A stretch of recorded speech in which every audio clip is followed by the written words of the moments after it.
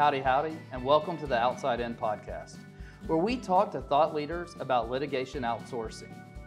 Today, we're talking to Greg Caraway about how on-prem eDiscovery environments can help law firms manage data sprawl and control costs. I hope you enjoy the conversation. Welcome to Outside In, Greg. How's it going today? Oh, doing great, thanks. Excellent. Today, we brought you in to talk about how firms can control eDiscovery costs. But before we dive into that topic, I was hoping you'd give us a little bit of background on your experience in eDiscovery. Yeah, so my experience started off on the law firm side. Worked inside of an IT department at Butler Snow. After a few years there, moved my way up and managed the IT and litigation support department there. Moved over to Atlanta to work at Jones Day. Jones Day, I managed some paralegals and the relationship with eDiscovery vendors. So, made decisions on which vendors to choose, which technology to choose, and so forth. So, after a few years there, ended up moving over to DTI, became a project manager, then senior project manager and director, all within about a year and a half. Stayed there for about 6 years as their national director of their project management team. And so saw projects of all sizes, all different types of workflows, and so forth before joining IST. I've been with IST for 9 years now. Excellent. So obviously you're coming from a unique place where you've been on both sides of the aisle, that law firm client, that vendor partner company in that eDiscovery world. So that gives you a great view into this. I was wondering if you could give us a little bit of information on what the current climate is in eDiscovery and what are some of the challenges that firms are facing. Yeah, so the current climate I see is that a lot of people are sticking with what they know. Back 10, 15 years ago, it was summation and concordance and some of those things. Now that everything's online and now that things are starting to go to the cloud a little bit more, there's a little more diversity and options with review platforms, but pretty much people are sticking with relativity as far as what I see. When there's additional needs of specific needs that need to be done for certain cases, we see them going to some other tools that may be self-service or have other options of analytics or something like that they may need. But what we see at IST is that a lot of people stick with relativity, and they're very happy with that. There is an on-premise version of relativity that we offer, that we have installed at our data center, that provides all the bells and whistles that are needed. What's really coming up now is the AI that you see in a lot of the cloud-based platforms, including Relativity One and some other platforms that we have out there. So we're seeing some different options there when it comes to that. But most people, just like with analytics that came out 15 plus years ago, the adoption rate was really slow. So we're kind of seeing the same thing, and we're kind of waiting to see what the adoption rate of AI and some of these advanced technologies is going to be. Excellent.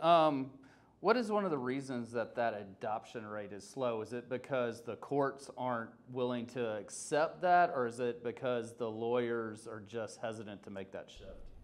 I see some courts accepting things. I think the technology, they wouldn't be selling it as quickly as they are, or trying to push it as much if the courts weren't accepting it. So there is a big push to get courts to accept those more. There is just a really slow adoption on the legal side for technology. So what you see is people used to what they're used to, and they want to use workflows that get them to those points, but they're not 100% comfortable with the technology that skips multiple steps.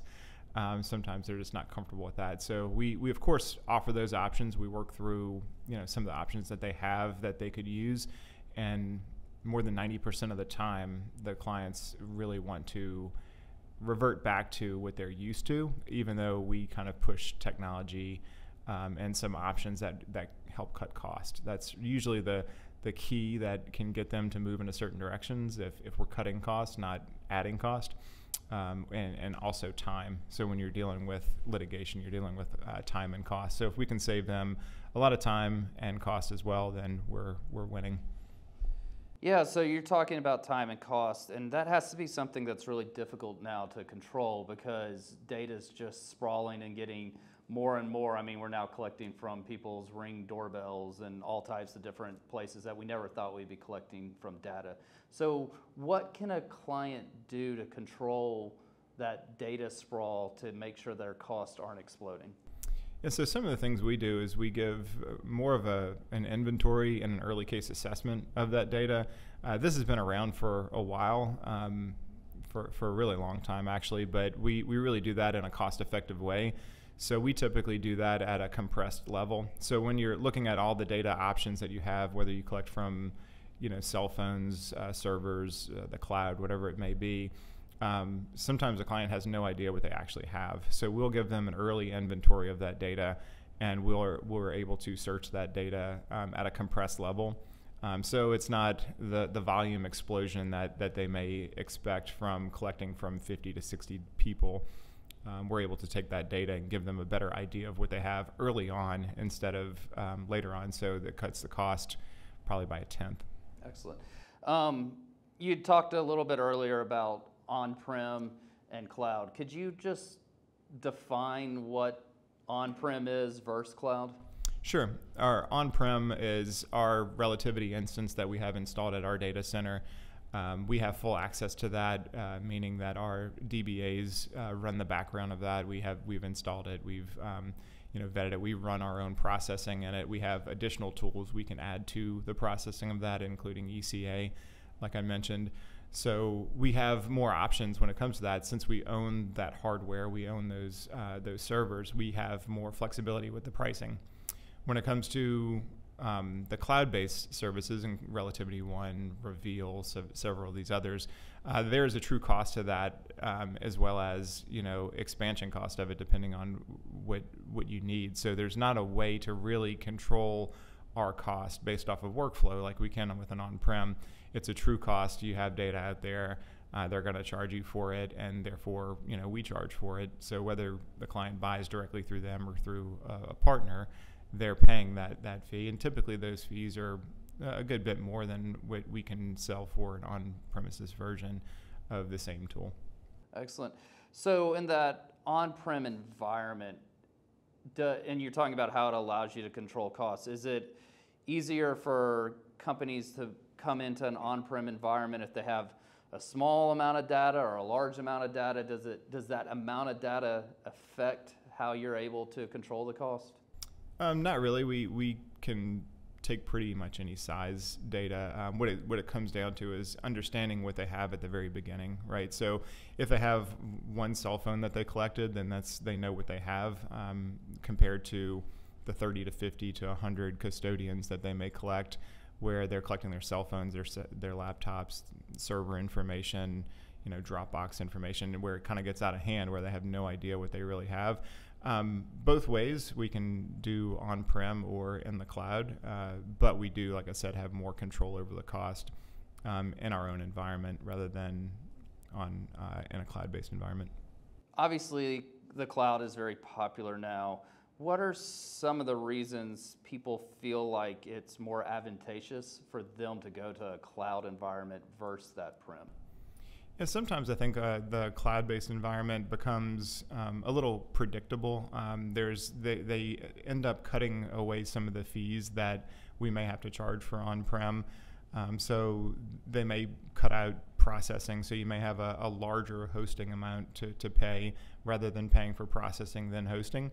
In the long run, sometimes that's not as well for the client as it is if they did it I hate to say old-fashioned way, the on-premise way, where we can charge a little bit for processing and then host the data at a lower rate.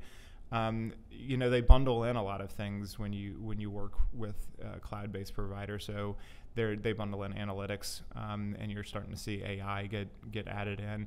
So a lot of those technologies they're adding onto it. I know there's redaction tools that are added onto it. So a lot of things that we may have to pay for an on-premise version, we may have to pay a la carte. They add them in. So I guess the factor is, if you're using the cloud-based version, if you're using all the bells and whistles, then you're getting a good value for the price that you're paying. If you have data that you want to run through early case assessment and then run some searches and try to find your data that way, find the responsive data, there may not be a need to pay more hosting-wise to pay for the cloud-based version with the bells and whistles like analytics and AI. There's also analytics that we can add on to the on-prem version. So like I said, it's almost like an a la carte. You may not need everything. You may just need some of it. So it is more of a consultation approach at the very beginning of a project to determine what's best for the client. You talked about that consultation approach. Can you talk about how clients interact with our project managers and how they're able to guide them to what the best solution is to be able to control that cost? Sure. With our project managers, when we first get a case assigned, we'll do a kickoff call. So it's very early on that we have a call. Most likely it's on Teams where we're getting to see each other face to face for the first time. I know even 3 years ago, managing cases, you may not never see your project manager or even know what they even look like. So nowadays with Teams, we can get on a call with them. We do a good rundown of what's expected for the case, maybe some timelines that are coming up, some deadlines with the court, what data is expected, and then we can plan the case from there. Sometimes they may think they're going right and we need to go left, and we really notate that and give them suggestions, and we can change our mind at sometimes it's not best to change our mind, so we give them that capability as well. So especially when you're talking about how we're going to process data or how we're going to deduplicate data, sometimes you don't want to change that after going down one path. You don't want to switch it to another, and if they do, that's fine. We just like to give them the if-them statements, right? If you do this, then this is going to happen. And make sure they're well aware of what the options are every which way. So obviously IST's a full service litigation support company. Are there advantages by having a single source company that can do court reporting, forensics, eDiscovery, and managed review for controlling that cost for a client? Yeah, I've seen that recently to where we're doing all of those services for somebody. We're doing their court reporting, we did their forensic collections all the way through processing their data and doing managed review. So it's really exciting to see that. When we do that, we definitely can cut cost in multiple different ways. It's a very streamlined process. So especially when we're collecting their data, our forensics experts can work with our project managers. So when the handoff happens, they know exactly what type of data they're getting, what to expect, and the timeline as well. So there's definitely a speed aspect to that. When the collections happen, they can roll handoffs into our project management team. So we know exactly what data we're getting at what time while they're still doing collections. And then that also rolls into our managed review. So as data gets processed and put into the system and searches are run, our managed review team is on standby to start the project when the data is ready to review. Awesome. You talked a lot about the different bells and whistles that obviously are available in both the on-prem or cloud. They just kind of, one's a la carte, one's you're paying for it whether you need it or not. How does your project management team, your sales team stay abreast of all these changes? I know you said AI is slow to adopt, but it's certainly coming down the path. I mean, ChatGPT in the last 6 months has become the only thing people are talking about. So what are y'all doing to make sure you're staying on top of this so that you can provide the most cost-effective solutions for our clients? Right, so we typically talk to our software providers as well as software providers that either reach out to us or that we do research on. Our team, our project management team is well versed and very experienced in the industry. So we don't have anybody with less than 14 years or so experience. And what they do is they like to look out there for things that are different, right? They all have different backgrounds coming from law firms or corporations or even other vendors. So they have people in the industry that talk to them. They talk to them and they find out what's out there. And then we typically do research on them. We'll do demos on them, go to things like Legal Week, ILTA, places like that, to where we get to meet with these companies face to face or through demos. We find out the pricing, and we kind of beat our clients to it a little bit, right? We want to find out what the cost is going to be of this stuff. How do we implement it? How does this work with relativity or other workflows that we have in place? And then what the cost is going to be to the client. So we want to figure all of that out instead of having our client ask us about something. We like to be ahead of that, and we typically stay very well ahead of that game to make sure that we're giving the client the best of what they're looking for. Excellent. Obviously, it's a rapidly changing world, and I know you've been lucky to be out in the field a lot lately talking to our clients. If you could give them one piece of advice for staying ahead of data sprawl and controlling costs, what would it be? I would say just know their options, right? I mean, if you don't know your options and you're being told your options from one person or one group of people, you may want to understand what your options are out there. There may be somebody telling you that this tool is the new thing, it's the best thing, it's what everybody's going to. Is that the best and the most cost effective for you, not only you, but you and your client?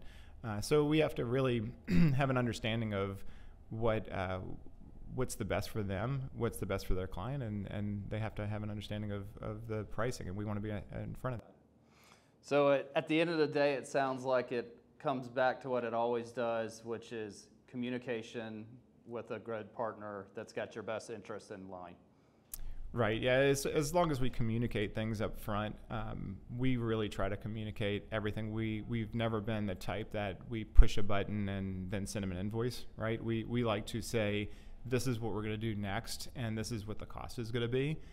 So there's no surprises, right? So when something happens, they already know it's going to happen. They already know what the cost is going to be for it. So very predictable.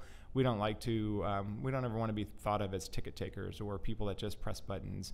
It's a lot more than that. It is the consultative part of that, the nature of our project managers and our experience. So we like to show that by giving them the information up front. That's very key. I've never had that in my career prior to coming over to IST. And I always think, if I'm going to buy something from somebody, how would I buy it? And that's one of the things that really sticks with me, is if I'm going to buy something, I want to know how much it's going to cost, right? I'm not going to want to be surprised. So that's one of the things we really try to push across to our entire team, which rolls into our clients. Excellent. This was super informative, and that's all the questions I have for you today. So I just want to thank you one more time for coming in and giving us some time today. Yeah, thanks for having me. I appreciate it. Excellent. Thanks. Thank you for listening to the Outside In podcast. If you enjoyed today's conversation, you can check out my previous podcast with Greg Caraway at istmanagement.com.